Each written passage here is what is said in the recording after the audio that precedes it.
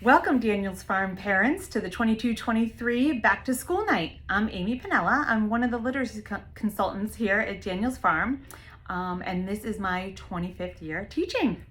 25 years. Wow, Mrs. Pinella, you've been doing this a long time. Time flies when you're having fun. Sure does. My name is Tammy Russo. I'm the other literacy consultant here, and this is my 23rd year teaching. So, Mrs. Pinella, we often get asked, what do the literacy consultants here at Daniels Farm do?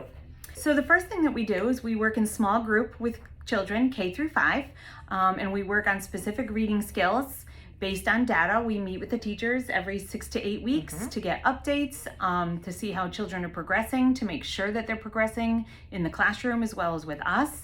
And those groups are very fluid, so kids are in and out. Mrs. Russo and I are in constant conversation with switching kids around to make sure they're in the group that's right for them. The next thing that we do is we work very closely with the teachers, supporting them in the classroom. We go in and we coach with the teachers, meaning we do lessons whole class, we do lessons small group, along with the teacher in the classroom. We help them with materials and resources that they may need for certain lessons. And the last thing that we do is we organize a lot of the assessments here at Daniels Farm. So we figure out what they need for it, Chromebooks, schedules, and then makeups when that's all done. That's right. One thing that parents always ask is, what can I do at home to help my child with reading? We love that. We do love that. And we have so many Daniel Farm families that want to be a part of their child's education. So Mrs. Pinella, one of the things that they can do is access environmental print. And that's just print that's out in the environment. Like, different restaurants like McDonald's. That's right. McDonald's would be a great one. Or even Subway. Giving your child the back of cereal boxes. They're loaded with environmental print. And even utilizing street signs.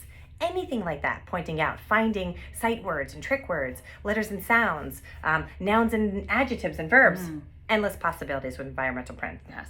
The second thing you could do is utilize strong vocabulary. Whether it's you reading to them and pointing out strong vocabulary, or just sitting around the dinner table and having conversation. Anytime you can plant new words, talk about new words, this really helps children at a high level once they begin to comprehend.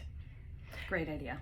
And the third thing is something that Mrs. Pinella and I ask of our families all the time. It's, every year. What is it? Reading every day at home, 15 minutes. That's right, 15 minutes a day.